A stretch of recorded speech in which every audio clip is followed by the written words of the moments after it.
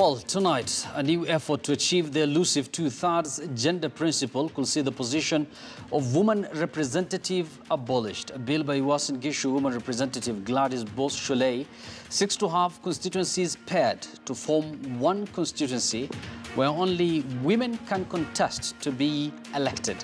If it goes through, the number of elected women will rise from 47 to 145, plus others elected in the conventional constituencies. Now, the bill also seeks to have more women in the county assemblies by pairing 3 wards and reserved for women candidates only. This, Shollei says, will see more women who have been tested and vetted through elections join positions of leadership as opposed to party nominations where leaders have been accused of picking their mistresses. But the bill will definitely face challenges like others before it, the first one being the ever-rising wage bill. Now, joining me by way of phone is the sponsor of that bill herself, Madam Boss Shollei, who's on line with me now. Madam Shollei, if you could hear me, good evening. Welcome to the program. We're going to go into details of that bill shortly. But first, can you tell us if this bill is meant to, counter, or is it meant to give Kenyans some sort of an alternative way of realizing the two-third gender rule, which has been elusive in Parliament, I must say? Yes, I am. Thank you very much for having me. The bill proposes to increase the number of women that we have in Parliament and in the county assemblies and also in Senate. And this formula, this is how we do it. Mm-hmm. Remember that I already tabled this bill in November last year, long before we had the Duale two-thirds proposal. Yes. In this particular proposal, what we are saying, rather than have women, have a post-election nomination system in order to have enough women in Parliament, let us have a method where we have them run during the elections itself. And this is how you do it. For example, for Senate, the proposal is that instead of ending up with a shortage of women senators, then we have to nominate them. Instead, we will have 2 people run for Senate from every county, 1 male, 1 female. Yes. So at the end of the day, we will definitely have 47 men and 47 women in the Senate. So yes, we still cure the two-thirds rule and allows us to be, to be able to get more women into Senate. Yes. In the case of Parliament, in the National Assembly, yes. If you remember, the situation we have at the moment is that women reps are elected from a whole county. Yeah. Instead, what we shall do, and I can give the example of Uasin Gishu County, Uasin Gishu County has 6 sub-counties, 6 constituencies. Yes. So 6 people will still be able to run in the normal way, whether male or female. But then we create pair 2 constituencies and then have them only reserved for women to run, and this will only be for a period. So Uasin Gishu will have 3 women representatives instead of 1? Yes, 3 women representatives. So actually, I think the explanation that the women representative seat will be scrapped, actually what's happening is we are getting more women. Yes, we're going to talk about we're going to talk about the issue of wage bill shortly because this looks like a very big number to me. But let's talk about the support. How are you going to marshal support for this bill, bearing in mind that the two-third gender rule itself has been struggling in Parliament? Yes, it's an uphill task, but then just because it's difficult doesn't mean that we must give up. We must constantly try. I know that we can fail several times, but eventually people will have to listen to the voice of reason and realize that we actually are contravening the Constitution by not having the two-thirds rule adhered to. Yes. Now, Madam Shollei, let's make this thing practical for our viewers. For example, you talked about the members of Parliament. At the moment, we have about, is it 290 constituencies? Yes. If you pair the constituencies, that would result to 145. At the moment, we have 47 women representatives. Of course, with your bill, it suggests that will be abolished. So don't you think this is a bit too much, and it will bring the conversation about overrepresentation in Parliament and the issue of ballooning wage bill that everybody has been talking about? I think when we talk about the wage bill, we only referring when we require that we want more women in Parliament. think about it. If it's a constitutional requirement, then it is a cost that Kenyans agreed to pay for. But also remember, we have 47 governors, and we have so many MCAs. Are you telling me that, I mean, if we are going to say let's cut the wage bill, then we might as well reduce the counties too, you know? So I don't think it's about the wage bill. I think let's move away from this conversation of the wage bill. It is a constitutional requirement. And we have no choice as a country. Just the way our constitution requires us to have 47 counties, requires us to have county assemblies, and a research was done and a very detailed study. Yes. Which one time I can come and share it, and it actually, the cost of 2/3 isn't that expensive at all. In fact, if you look at it now at the moment, and I think I'll just give you the number, the figures here, is that Parliament at the moment is only taking 1.5% of the total budget. Yeah, and if yes, I think it takes about 1.5%. So even if you increased the number of women, it would only increase it by another 0.5%. So it is not that expensive. Yes, I'm sure so many Kenyans will disagree with you on that. But at the same time, I know you're a woman representative, but at the same time, there are those colleagues of yours in Parliament who disagree with you. They're saying this bill is going to, you know, in a way, shortchange them. What do you have to say about that? It will not shortchange them. We will have more women in Parliament, and that means it is good for everyone. And I think every woman would be able to support this because we've always been complaining that we need to have more women in Parliament. Yes, and you've already said that the essence of this bill is meant to add women representation in Parliament, and you've talked about issues to do with nominations. Can you perhaps Can you perhaps address the issue of nominations? Does it mean the women are not going to be nominated if this bill falls through? No, we will have, there will still be the nominated seats, but few of them that the parties are in. But remember what the Duale bill is trying to do. It's saying that after every election, if we have a shortage of women, in the House, then there will be, the 2/3 will be met through nominations. So we are achieving the same thing, more women in Parliament, except that in my bill, I'm seeking to increase the number of women in Parliament through an election and not through nomination. Thank you very much, That's why we are giving the power to the people to choose the leaders that they want. It also, I think, gives women a great opportunity to showcase themselves, and therefore we are in 10 years' time, we'll have built strong and credible women leaders, and I think that will change the trend in our society where they'll be now more amenable to vote for women. And I think there have been a lot of misconception about this bill. We're going to have an infographics for our viewers shortly. Thank you very much, Honorable Madam Boss Shollei, there was Ngishu Woman Representative, giving us details about that bill that she has sponsored. If it sells through, then that bill will abolish the position of woman representative and increase the position of women in Parliament through election. Now, on the show tonight, I shall be speaking to a lawyer, Alutalala Mukhwana, and gender activist Catherine Omanyo. Migori Woman Representative Pamela Odhiambo will also be joining the show by way of phone, all the way from Migori shortly. But for now, let me take you through some of the infographics we have for you with regards to that bill that Honorable Shollei is sponsoring. There you go.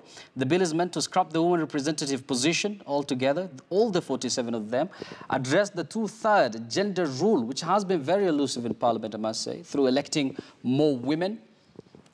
And then the bill seeks to pair constituencies to form one constituency that will be reserved for women.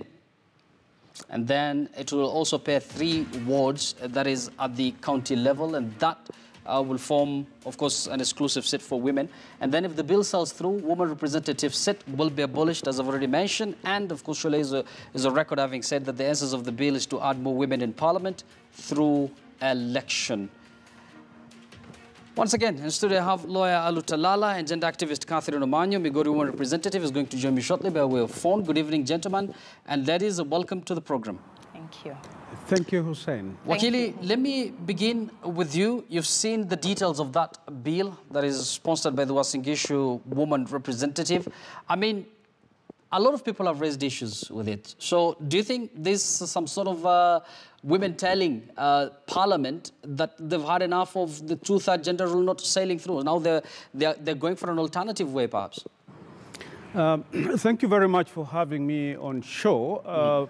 First of all, I think it will serve our audience a lot more good if we begin by looking at the intention behind the affirmative action in the Constitution of Kenya 2010.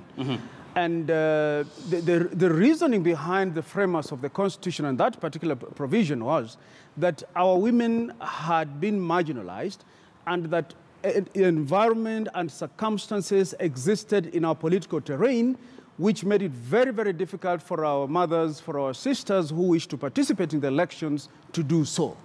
So because of these barriers, therefore, the framers of the Constitution came up with these two-thirds, also known as the affirmative provision. Yes. Now, my very good friend, Gladys Boss Shollei, has made this proposal. First of all, it must be understood that really what she's proposing is just another way of what is already existing. We have 47 counties, and each county has one woman representative.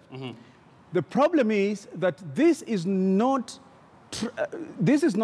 fast-tracking the compliance with the two-third gender requirement. And therefore now she says, that's one. Two, yes, from the wording of her preliminary or preamble, she seems to feel that this nomination process is one that is not done within the ethics and the compliance that you would want to see. She says that the nomination slots are always misused by those who nominate.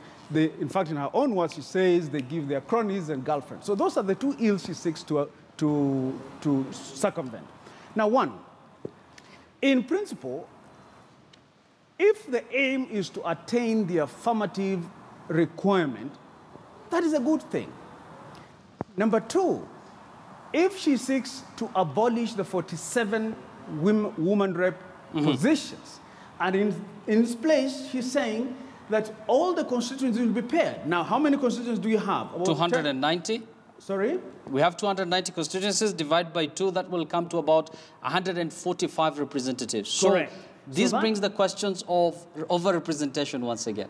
Precisely, that's where I was heading, because once you have 140, then straight away you have 50%, right? Yes. The Constitution talks about two-thirds. So now you have 50%, but at the same time, I think I didn't get the other page where she says that there will be others which will be reserved for women only to compete. So then that really straight away gets into headwinds in terms of overrepresentation. But I would like to look at it the other way around. Apart from attaining the affirmative action, are these women representatives fulfilling the role for which they went to Parliament? Wakili, we're going to talk about their role shortly, but let me bring Catherine to this conversation. Catherine Omanyo is a gender activist. Now, Catherine, you've seen the details of that bill. We've had that infographics a while ago for our viewers. Yeah. I mean, first of all, your reaction to that? Yusuf, one thing I will say first is women are not a baggage. Because anytime women come up and say our numbers are not as the Constitution says in any political office, then the baggage of wage bill and everything comes forth. I think we are not a baggage. And I think Boss Shollei's approach, if it went through, it will score home and away. But it's a long shot. But don't you think that will be painful for taxpayers who, of course, who are both men and women? Because at the moment, Catherine, the wage bill, Kenya's wage bill stands at 53%.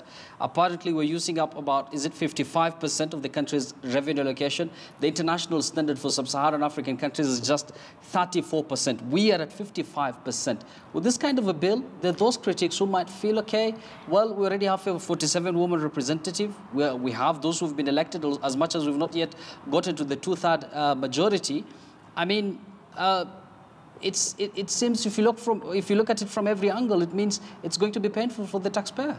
I think it will have to come to a compromise position because the Constitution already paved a chance, an opportunity for that to happen. But at the moment, as we say, as we sit here, the Parliament and the Senate are unconstitutional. So I think because she is in there, she understands very well the hassles and bustles that determine what can happen. And by her coming up with this other formula, I think she has realized that the 2/3 gender rule that we are trying to push might not take place, or it will take forever, because if you look at how Justice Mativo put it, he said progressive.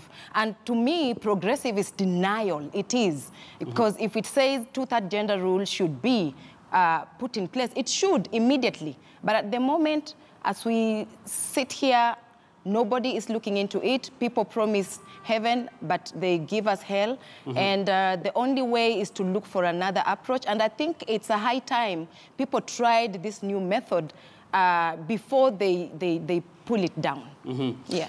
Wakili, I mean, don't you feel like this bill is some sort of, showing frustration from women in leadership? Because we've seen so many times the 2/3 gender rule, which has failed dismally in Parliament on so many occasions. The people who are seeing this bill as some sort of, signal from the women in leadership that, they have given up on this.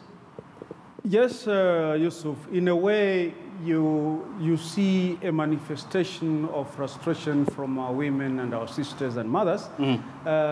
But it must be understood the context within which this is happening. You see, Parliament is composed majority of men. But the electorate is not composed of majority men.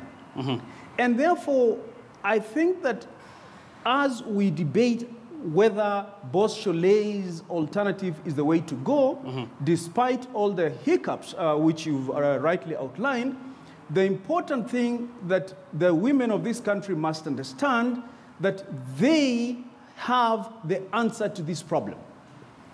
They must use their numbers and make sure that the Parliament that we have today complies. Of course, there is already a proposal in Parliament. There is a constitutional amendment bill by Majority Leader Aden Duale, which proposes a progressive one, which my sister Catherine seems to be pouring cold water on it already.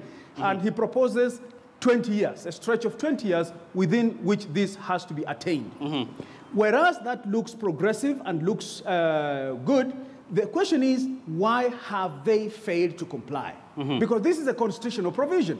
And whereas you want to look at the wage bill, this constitution, by its very crafting, is a very expensive document in terms of implementation. And therefore, we cannot hide around the wage bill and say, we will not comply with what the constitution provides. My view is that what Boss Shollei is suggesting is a viable alternative. However, there must be a capping, because when you talk about affirmative action, at what point do you say, now our women have had enough, and therefore now we need to go to a level where there's an equalization? Just like we have the girl-child empowerment. For a long time, the girl child was impoverished, she was disadvantaged. And now we see today that the boy child is being boxed into a corner of isolation. You look around in this country, in Nairobi, for example, if you walk in traffic and observe keenly, almost every 10 vehicles, big machines that you see on the road, about 4 or 5 of them are being driven by women. So at what point... I think this brings forth the old debate of boy child and girl child. And Catherine, I've seen you shaking your head there. Are you in disagreement, or that shows you're in agreement? I have run for... I wanted to be a member of Parliament, not once, not twice. 2017 was the 3rd time, and I understand what a woman goes through. It's very tough for women politicians, right? It is. The traditions, the way it is just planned, it is actually programmed for a male person, not a female. And it's like climbing a hyena when you are a woman and running to be a member of Parliament. And looking into those mountains and challenges, the Goliaths on the way, I think it is not that we are begging, because if already we have run, it means we are not waiting to be given. And I think by her saying that we should run and be elected, I think she is on the point, and I agree, my rhythm is beating with her at the same pace on that one, because also nominations brings a lot of corruption. At the moment, the president, the DPP, they're struggling to cut down corruption issues, and that is one, because if it were channeled well and done well and procured well, women who ran, like Aden Duale had put, the first loser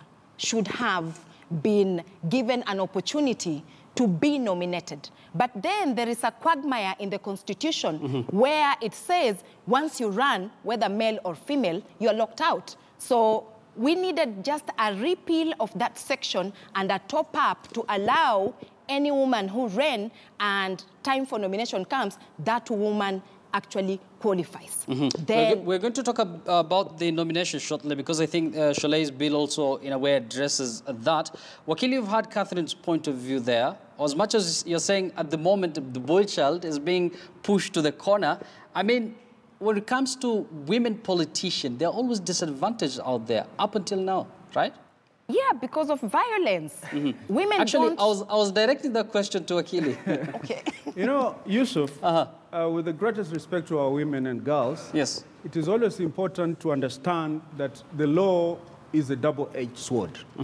Whereas the Constitution, Article 88, Article 177, all look towards the affirmation of the woman, particularly when you talk of gender, you think about the women, we must understand that it must not be done in a way that ends up being discriminative of the men. Because if the election law says that once you've lost, you do not have a second chance, it would be wrong now to say that for only for women, then they have a second bite at the cherry. For me, the important thing, Yusuf, is also to look at the underpinning circumstances that lead to this unfairness for women in the political terrain. For as long as our politics remain what they are, Yes. for as long as our politics belong to Mr. Fix-It, and our politics are not fair and just, so that we are not talking of a result that reflects the true will of the people, women or men, the result will be the same.